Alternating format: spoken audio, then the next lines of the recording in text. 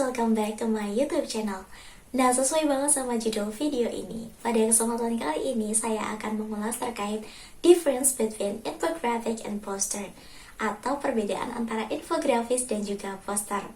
Nah, teman-teman pasti udah gak asing ya sih sama infografis dan juga poster, karena kalau mengunjungi bioskop itu kan di dindingnya biasanya ada tuh yang nyala, kayak misalnya gambar filmnya, terus judulnya apa. Itu merupakan salah satu contoh poster. Kalau infografis contohnya gimana sih, Kak? Nah, misalnya teman-teman cuci tangan nih di fasilitas kesehatan. Biasanya di depannya ada tulisan tuh kayak step-step mencuci tangan dengan baik yang benar menurut anjuran kesehatan. Itu merupakan salah satu contoh infografis di bidang kesehatan. Namun, teman-teman pastinya masih bingung gak sih antara perbedaan keduanya, karena emang hampir mirip gitu. Nah, pas banget pada kesempatan kali ini saya akan membahas perbedaan antara keduanya jika ditinjau dari beberapa aspek. Nah, ada 4 aspek yang bakal ditinjau. Jadi mulai dari tujuan, struktur, penggunaan, dan yang terakhir nanti ada desain. Langsung aja masuk ke pembahasannya. Nah, jadi infografis dan juga poster itu merupakan sama-sama media visual yang bertujuan untuk menyampaikan suatu informasi. Namun keduanya pastinya punya perbedaan yang mendasar jika ditinjau dari beberapa aspek. Misalnya dari 4 aspek yang udah saya sebutin tadi. Nah, saya akan mulai meninjau dari aspek yang pertama, yaitu jika ditinjau dari tujuannya. Infografis sendiri punya tujuan untuk menyampaikan suatu informasi yang kompleks secara lebih singkat dan juga efektif. Sedangkan poster itu punya tujuan untuk menarik perhatian audiens dan juga menyampaikan suatu pesan secara lebih atraktif. Biasanya itu dalam promosi atau pemberitahuan. Nah, ditinjau dari aspek yang kedua, yaitu dari struktur dan isi. Infografis sendiri cenderung memuat lebih banyak data.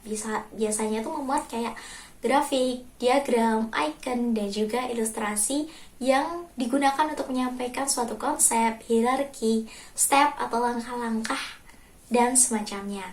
Sedangkan poster itu biasanya berisi gambar dan juga disertai tulisan atau slogan yang bersifat persuasif. Jadi antara gambar dan juga tipografi itu dipadukan menjadi satu kesatuan yang harmonis.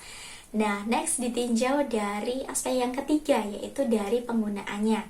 Infografi sendiri biasanya digunakan dalam konteks yang lebih formal ya teman-teman. Misalnya dalam konteks pendidikan, kesehatan, dan juga laporan bisnis, artikel online, terus di media sosial. Karena digunakan untuk menyampaikan informasi secara lebih mendetail, jadi lebih formal seperti itu. Sedangkan poster itu biasanya digunakan dalam konteks semi-formal atau non-formal karena lebih fleksibel penggunaannya. Misalnya dalam konteks acara, terus tadi poster-poster di bioskop, kampanye, dan juga promosi produk. Next, ditinjau dari aspek yang keempat atau yang terakhir, yaitu dari desainnya.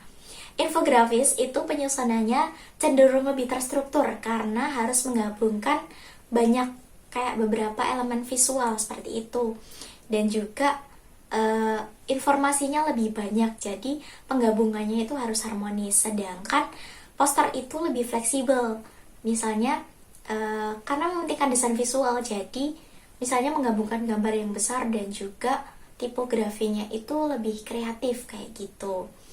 Nah, untuk mempermudah pemahaman teman-teman, jadi pada intinya infografis itu memuat lebih banyak teks jika dibandingkan dengan gambarnya, sedangkan poster itu memuat karena mementingkan desain visual ya teman-teman, jadi memuat gambar yang lebih besar dan juga colorful dan juga tipografi yang lebih kreatif seperti itu. Nah, kesimpulannya keduanya itu punya peran yang sama pentingnya dalam komunikasi visual, namun digunakan dalam konteks yang berbeda sesuai dengan tujuan dan juga audiens yang dituju. Nah, kira-kira udah paham belum nih teman-teman perbedaan antara infografis dan juga poster? Kalau udah paham, bagus deh. Nah, segitu aja penjelasan dari aku terkait perbedaan antara infografis dan juga poster. Semoga dimengerti dan juga video ini dapat bermanfaat.